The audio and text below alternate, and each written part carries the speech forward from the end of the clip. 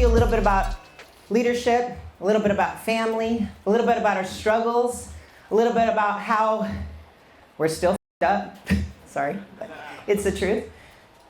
And some of the things that Andy and I went through. You guys see us and you're like, man, Elliott Group is awesome. You guys are growing at an astronomical pace. You guys are kicking ass.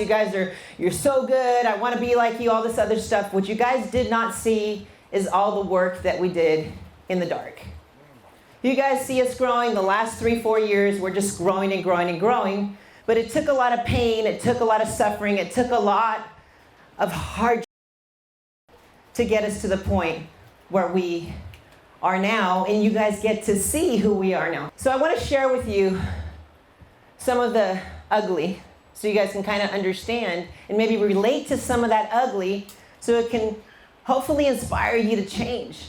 Because sometimes we look at ourselves and we're the worst critics on ourselves, and we live a certain way. Those of you have achieve some type of wealth in your life, and you're leaders now, and you're stressed the hell out for a bunch of stuff. And I just look at certain people. I had a conversation a couple days ago with a business owner, and he was freaking out, and he just looked like he was so stressed out. Now, this particular company has business with their family and does all these different things, and you can see the stress. And I'm like, hey, what the hell is wrong with you? And he looks at me and he's like, what do you mean? And I said, I could see the stress in your eyes. I can see that you're not leading the way you need to. I can see that you're no longer excited. I can see that you're so lost. You're supposed to be the leader. You're supposed to take your family on this different ride of your life. You sold them on this dream. You sold them on this thing that they're supposed to go and battle the world with you. And look at your face. You're lost. And he looks at me and he's like, you're crying now. And I'm like, you need to freaking remember, if I were to go back 3 years ago, when you were talking about the business that you were building and this dream that you had, and you wanted everybody to support you and your family, and they're doing that now, and you're stressed out about this bullshit, if I were to take you back to that day and get rid of all of your problems and all the things that you have going wrong and all this other stuff, remember, you prayed for this. You prayed to be here. You lost the newness. You want them to support you. You want your employees to work really hard. You want them to go and run to the end of the world. You want them to believe. You have to believe first. You have to believe first.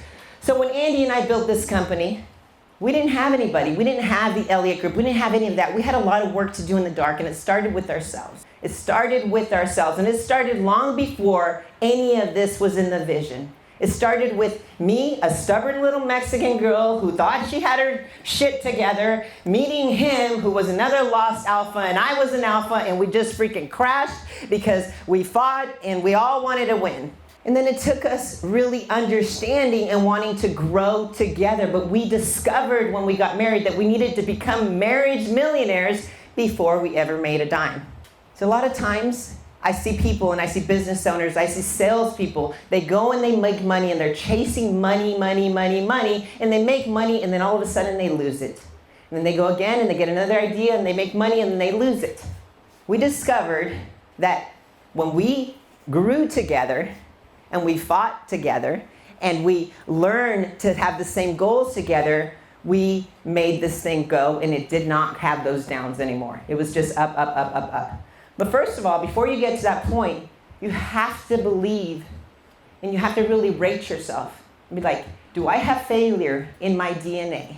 We talk about bloodline breakers. I see a lot of you guys wearing this shirt. What is a bloodline breaker? Andy was talking about it the whole time. Do you guys really understand what that means? Failure was in my DNA. My parents got divorced when I was a little girl. I had everybody feel sorry for me because I was the first one in the family that lost their parents and all this other stuff. My mom never paid attention to me. My dad got married, remarried to a younger woman. She never paid attention to me either. I had to grow up by myself, really, really cold. My dad was a failed entrepreneur. He failed over and over and over and over and over and over and over and over and over and over again. And I saw that growing up. It was easy to become a failure. I saw failure my entire life. But what happened instead? I became a very ballsy young lady that I wasn't afraid of anything. What happens if you fail? You go from one house to a smaller house. You lose one car, you go to a bus. You do all these different things. Failure was not an option. Nothing could happen to me. I became unbreakable. Failure. What are the labels you're putting on yourself? Oh, I'm too old to start. I'm too young. Someone knows more than me. Or this one has more money than me. I can't start. Or my family doesn't believe in me. This one's more talented than me. I don't have the resources. I don't have this. What are the labels that you're putting on yourself to get started? Is failure in your DNA? What are you doing with that to get started? So how many of you guys are married? How many of you guys have a family in here? Okay. How many of you guys are single in here? Okay. So married or single, you were built for communion. You were built for communion. If you're married, you're going to have to really bring your family along with you on the journey. If you're single and you make a lot of money, then you're going to get hit really hard, and then that's all going to change. Okay? So married or single, you were built for communion. You were built to be with somebody. If you are married and you have a family, ask yourself this question. If you want to be, because Andy talked about leadership all morning long. Okay? He talked about how you need to be the leader now, whether you're a leader or not. Are you the leader in your family? Do your kids look up to you for advice? Does your wife look up to you for advice? Are you the one that people come to for that? You're going to have to become that leader in your family before you become a leader in your business or anything else. You have to lead yourself. Also, how many times have you made commitments that you haven't followed through with? We have certain expectations as leaders and as business owners that we want our employees and people to follow their word. But we make commitments all the time. Hey, Monday, I'm going to start going to the gym. You show up one day and all of a sudden you're like, oh, that was too hard. And you start over and over and over and over. Your family doesn't believe you anymore. You don't believe yourself anymore. Andy talks about this all the time. Would you be in a relationship with somebody if they lied to you? Yes or no? No. Okay. What happens when you're lying to yourself every single day? What happens when you say you're going to start something and you don't follow through? What happens when you're the husband that tells the wife, hey, babe, this is the last thing I'm going to do for the rest of my life. No matter what, support me, please. Just give me 3 years. I'm going to go and I'm going to kick ass. I just need you to support me, take care of the kids, and watch. In 3 years, we're going to be out of debt. You're going to have the car you want. You're going to have the house you want, all of this. Just give me 3 years. 3 years go by. You're still in debt. You don't have more money in the bank. Your time is gone. Your kids might have been 7. Now they're 10 years old. You lost 3 years. All of a sudden, your kids are in electronics. They're not excited about you coming home. You gave up again, right? You lost time. Johnny is no longer 7. He's 10 now. Are you the hero to your kids? How does your spouse look at you when you get home? When you got together in the very beginning and you moved in together. And oh my gosh, she's washing dishes in her underwear. Look at her. She's so cute. And then what happens? You get home. You don't even look at her in the eye anymore. She becomes that nag now. How did you used to talk about her when you introduced her to your friends and to your family? Oh, she's so beautiful. She's so organized. She pushes me to be better. She's so great. Dad, you need to meet her. She's just so amazing. How do you talk to Dad about her now? Oh, Dad, she's so annoying. Nothing I ever do is good enough for her. She doesn't let me be me. She's always pushing me. Nothing I do is okay. She's always just nagging at me. She's just become that nag. The newness has worn off. Are you still trying to prove yourself at home? Are you still trying to prove yourself at work? You wanted the job. You wanted the business. What did you used to do when you first started? A lot of people get stuck in their income. You know, everybody's raising their hand. Hey, how much money are you making? You've been stuck making the same amount of money for years. Why? When you first started, you excelled. You grew. You gave it all up. You were willing to put in the hard work. You're willing to show that you were different, that you were better than everybody else, that you deserved the job, you deserved the position. You wanted to show your clients that you really cared. All of these different things, you're willing to give it all up. But now, you're too smart. You have money. You're not willing to put in that hard work. Andy and I work broke every single day. We're not afraid of going broke. You talk to any person that has money. Most of them will tell you their biggest fear is going broke again. We've been broke. We've been broke over and over and over. The reason why we will smoke your ass is because we're not afraid of going broke again. Okay? We're not afraid of putting that hard work. We'll sleep right here.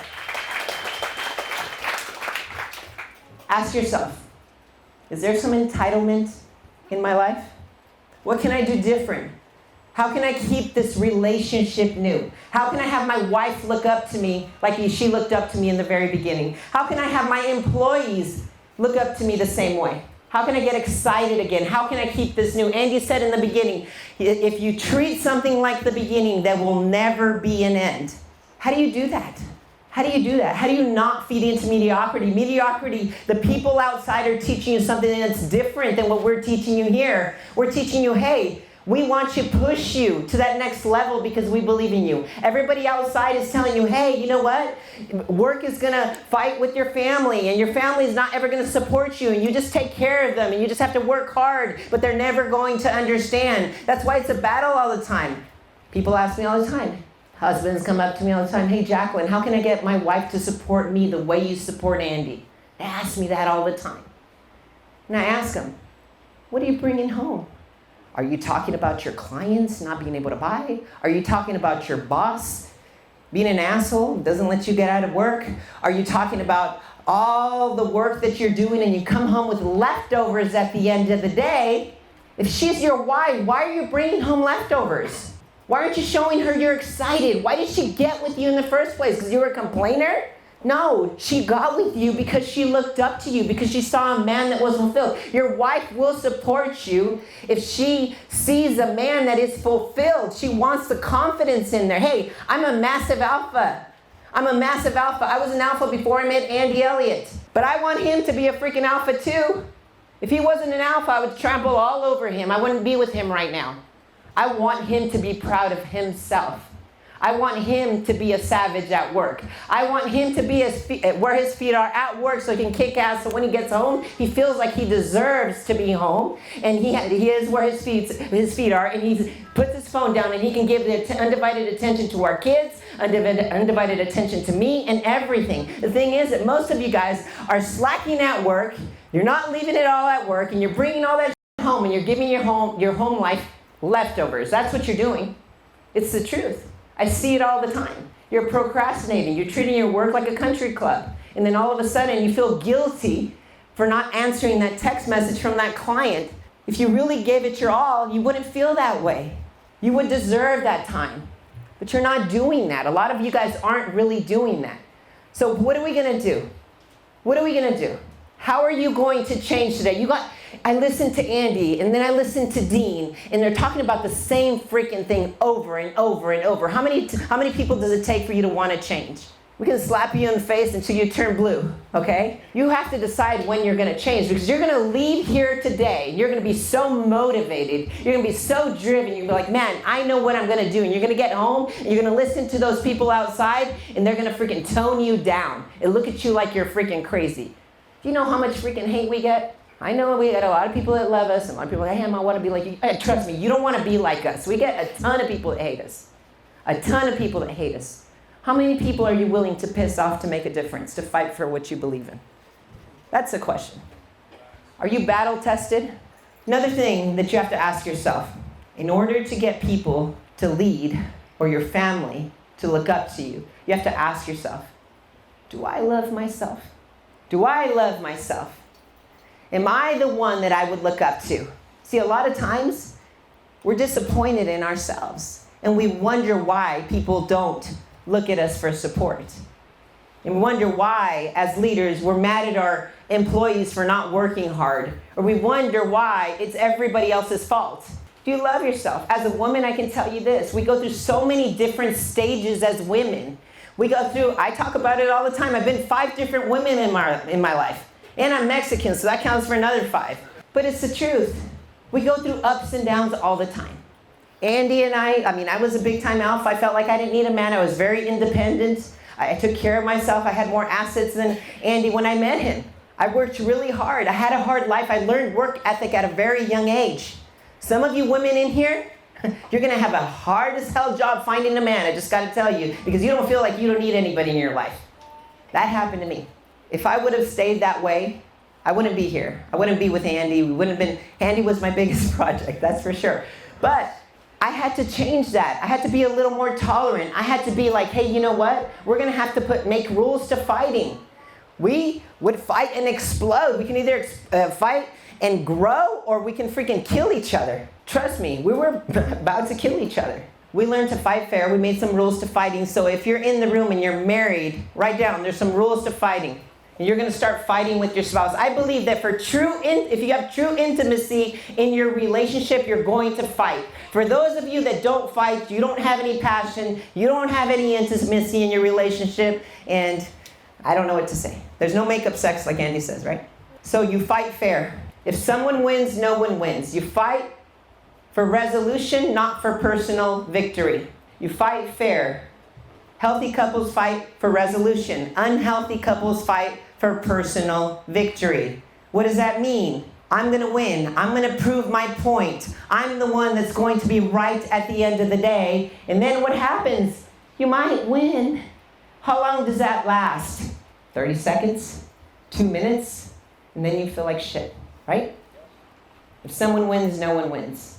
We had to learn that. Sometimes, and this happened a lot with men.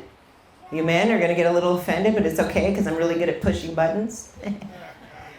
Sometimes, Seth, your wife can tell you, oh, you hurt me, you did this and that, and she'll tell you 10 different things, right? 10 different things that you did wrong. But on the 9th thing that she tells you, and all the other 1 through 9 were perfect, the last one that she says, she's like, but this, and you find that little detail in that 10th thing that she did not describe perfectly accurate. She up in that last one, and you grab onto that one, and that's defense right there. And you discarded all the other 9 that were accurate. Has that ever happened to you? No. No, of course not. No. You know what that's called? You know what happens when you avoid fights? You know what happens? You avoid fights? Death by 1,000 paper cuts. I learn from other people's mistakes. Your job right now is to learn from our mistakes, and we learn from a lot of people's mistakes. So you avoid fights, because Andy used to do that. You know, I taught him how to fight. I taught him how to fight. He told you his dad was a pushover. He told you that he would just basically, he didn't eat onions for 10 years. His wife cooked onions every day. He ate them for 10 years, and he never said anything because he didn't want to cause a fight. Now that's a pushover, right? You want to tell him you don't like onions. You have to tell him you don't like onions. But avoiding fights, I learned, the people that I looked up to as a kid in my family, later on in life, their kids got grown, they grew up, and then they got divorced. And I was like, what happened to my aunts and my uncles? I said, what happened? I looked up to you. Like, I wanted to be just like you. And now you're divorced? They don't even know how to explain why they got divorced. They don't even know the reason why. It's called death by 1,000 paper cuts. It's those unresolved fights that they never learned about each other that just kept bothering them over and over and over again. It happens. Don't be that person. I'd rather fight. Fight fair, fight fast. Fight for resolution, not for personal victory. Don't get historical. If you're going to forgive somebody, a lot of people are in the room and they've been through a lot of pain. Somebody may have cheated on you. Something happened, and then every time there's a fight, you bring it up. I've seen people go through addiction.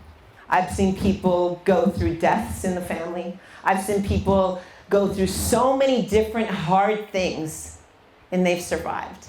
And then all of a sudden, they break up for leaving socks on the ground, not picking up their socks. It's the stupidest thing. Why? Because they do not talk about things. They don't learn about each other. They don't grow. You know, Dean was talking about adversity and how you should learn to grow with it. He's talking about betrayal in business. Big.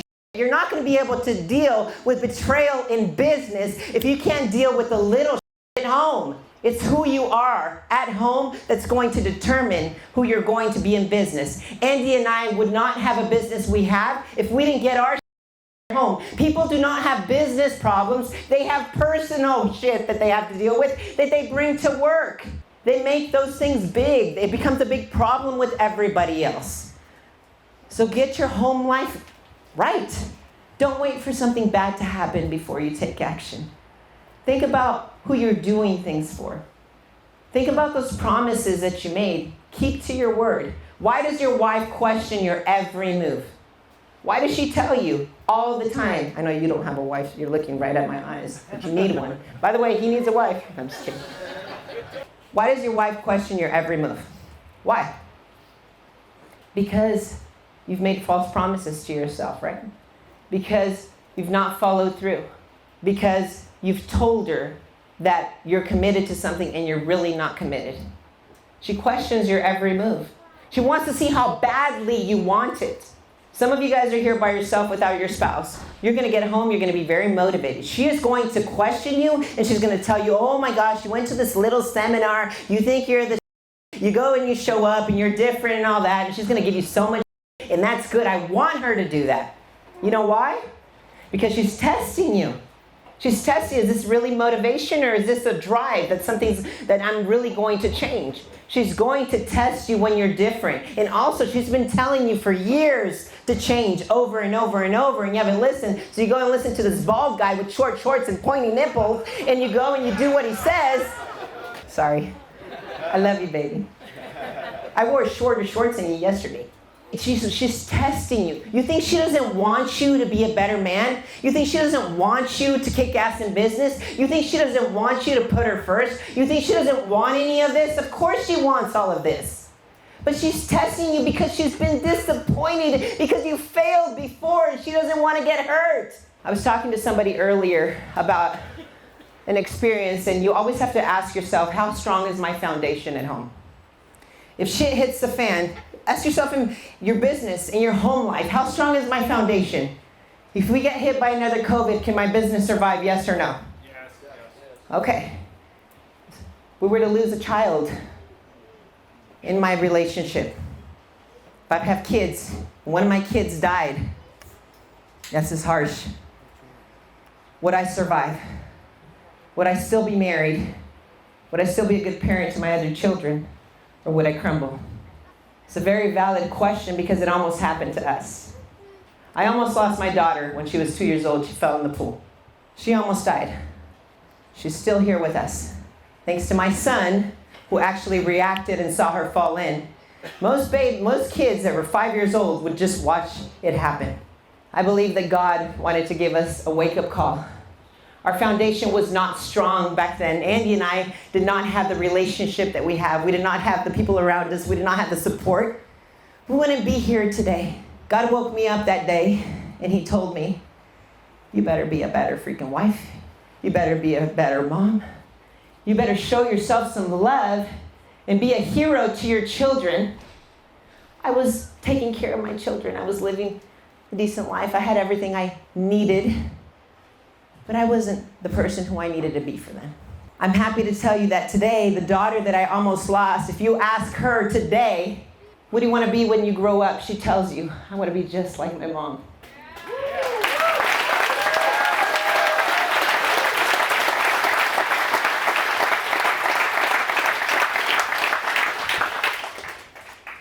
And I tell you, some of you guys are taking your lives for granted. And we talked last night after the workout about your lenses and how the twins used to walk around with these fake prescription glasses because their lenses, they wanted to remind themselves every day how their perspective needed to change. I wish you could borrow our lenses. I wish you could see how good you have it. I wish you didn't have to suffer so bad. And some of you guys have gone through so much. You've gone through so much hurt. You've been through so much pain.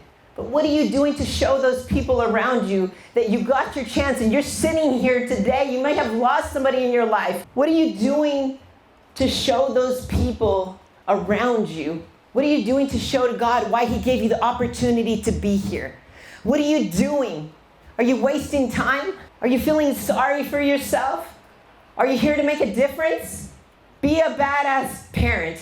Be a badass wife or husband. Be badass in business. You can do it all. It's all sustainable. It's all a matter of how much you love yourself and how much you think you're worth it. Wake the f*** up. Right?